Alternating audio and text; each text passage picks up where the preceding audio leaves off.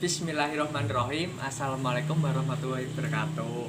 Kami dari kelompok 9 akan mempresentasikan tentang bersuci dari haid. Nah, saya akan memperkenalkan anggota kelompok terlebih dahulu ya. Yaitu terdiri dari saya sendiri yang bernama Saiful Amin sebagai moderator dan penyaji pertama. Yang selanjutnya yaitu Mbak Siti Alimah sebagai penyaji kedua dan Ahmad Saifuddin sebagai penyaji ketiga.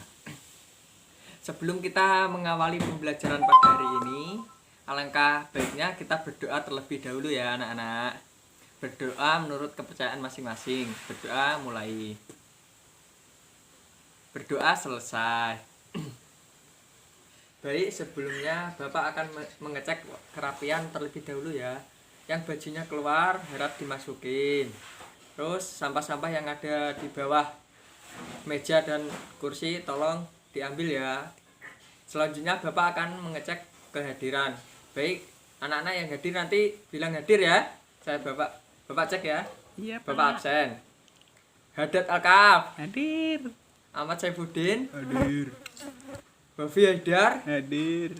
Oh, hadir semua ya. Baik. Ya, Pak. Di sini Bapak dan Ibu Guru akan menjelaskan materi pembelajaran pada hari ini ya, yaitu bersuci dari haid. Sebelum Bapak Ibu Guru menjelaskan materi, tolong agar diperhatikan dan didengarkan penjelasan dari Bapak Ibu Guru nantinya.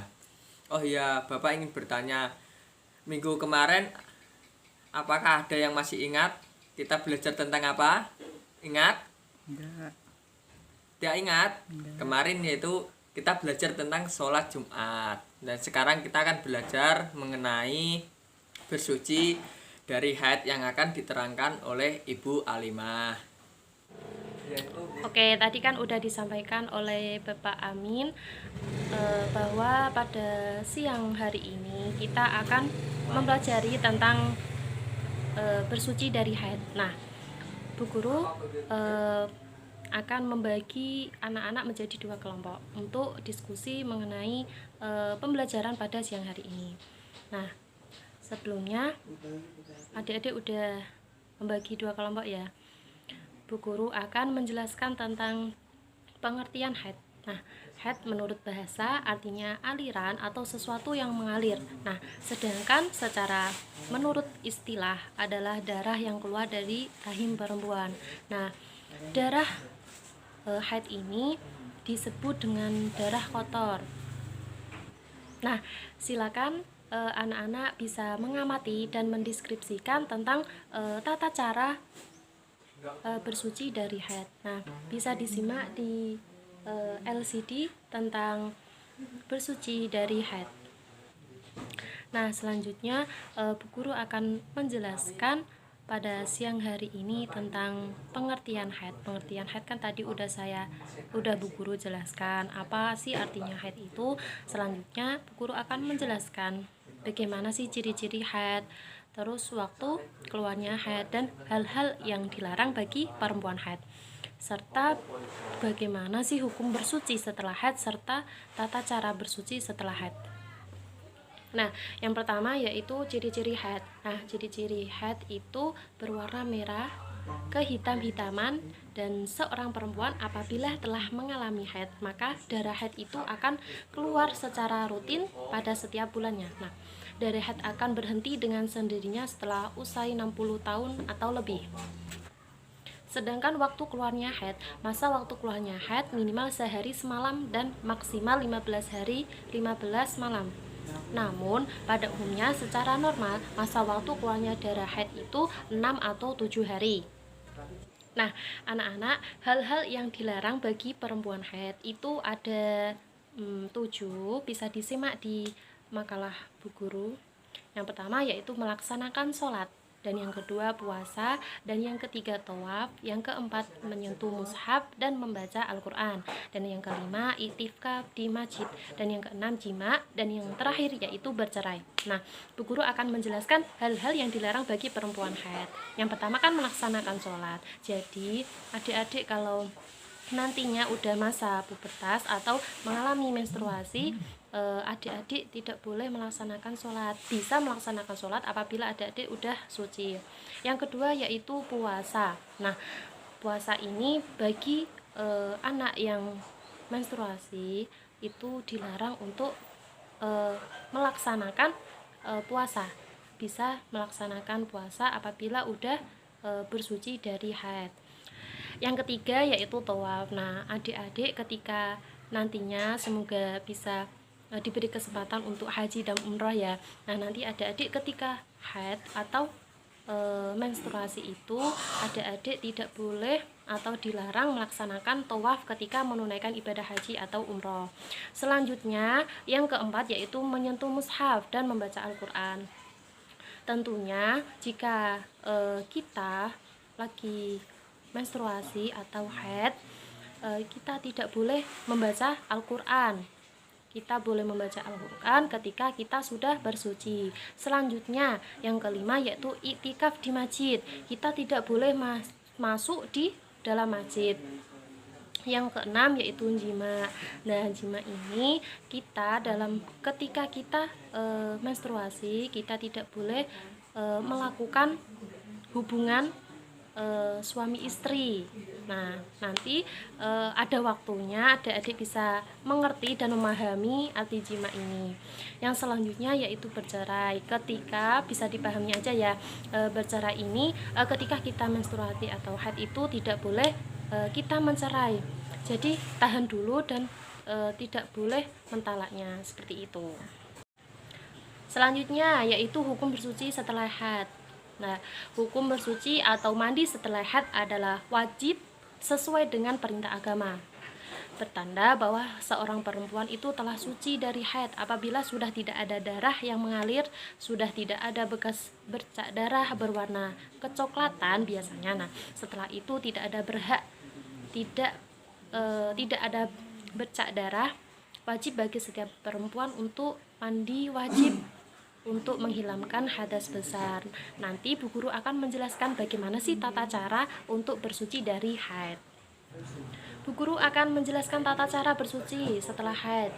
Tata cara mandi wajib menurut para ulama itu dibagi menjadi dua, yaitu ada fardu atau wajib dan sunnah. Nah, yang pertama Bu Guru akan menjelaskan adapun mandi wajib yang fardu adalah sebagai berikut. Yang pertama bisa disimak di bukunya, niat untuk mensucikan diri dari hadas besar. Yang kedua yaitu menyiram air ke seluruhan tubuh sampai rata. Dan yang ketiga yaitu mengalirkan air ke jari-jari rambut. Nah, sedangkan yang disunahkan dalam mandi wajib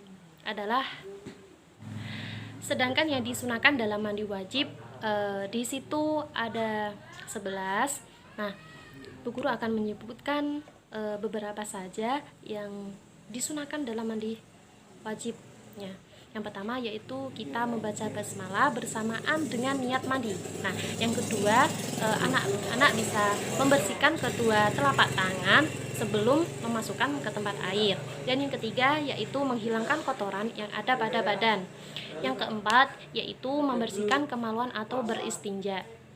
Nah, selanjutnya yaitu berwudu dengan sempurna sebelum mandi dan mencelupkan kedua tangan ke dalam air yang disiramkan ke air. Nah, 11 itu nanti bisa dipraktikkan. Nah, tentunya dalam tata cara bersuci dari haid itu ada dua, yaitu wajib dan sunnah. Selanjutnya Bu Guru akan menjelaskan bagaimana sih tata cara bersuci dari haid. Nah, yang pertama yaitu basmalah. Kita membaca basmalah terlebih dahulu. Dan yang kedua yaitu membaca niat untuk menghilangkan hadas besar. Dan yang ketiga yaitu niat mandi wajib. Nanti Bu Guru akan mengajarkan ke anak-anak bagaimana sih niat mandi wajib. Dan yang keempat yaitu berwudu sebelum mandi. Yang selanjutnya yaitu mengguyur air ke seluruh tubuh dan menggosok anggota terutama bagian kemaluan sampai bersih.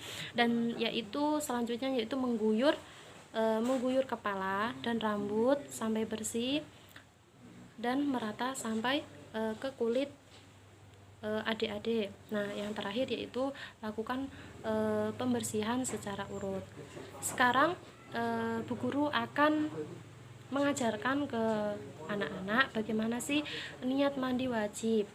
Bismillahirrahmanirrahim. Nawaitul ghusla li raf'il hadasil akbari minal haidi fardhalillahi ta'ala. Nah, tadi kan udah dijelaskan sama Bu Guru apa sih pengertian haid dan ciri-ciri haid serta hal-hal yang dilarang oleh perempuan yang sedang haid. Nah, selanjutnya adik-adik bisa bertanya ke Bu Guru, mungkin ada yang belum paham atau yang belum jelas. Mungkin adik-adik bisa menanyakan ke Bapak dan Ibu Guru pada pembelajaran siang hari ini.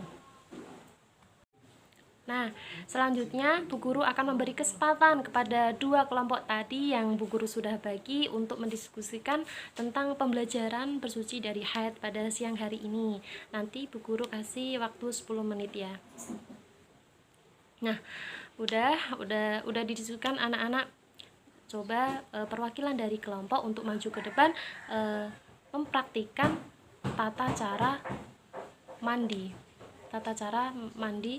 haid, seperti itu ya. Ya, terima kasih Bu Siti Alimah. Tadi sudah diterangkan oleh Bu Alimah, yaitu pengertian haid, ciri-ciri haid, dan hal-hal yang dilarang bagi perempuan haid, dan tata cara bersuci setelah haid. Ya, saya akan menyimpulkan apa itu haid, yaitu sesuatu atau darah yang keluar dari rahim perempuan bukan karena penyakit ataupun karena darah persalinan. Ya, tadi sudah dijelaskan Bu Alimah tentang materi bersuci dari haid, dan Bapak juga sudah menyimpulkan apa itu haid. Semoga bermanfaat bagi anak-anak. Tidak cuma dipelajari dan harus juga dipraktekkan. Ya, minggu depan Bapak akan memberi tugas tentang menghafal niat bersuci setelah haid. Ya, cukup sekian pembelajaran hari ini. Kita tutup pembelajaran hari ini dengan bacaan hamdalah. Alhamdulillahirrabbilalamin. Cukup sekian. Wassalamualaikum warahmatullahi wabarakatuh.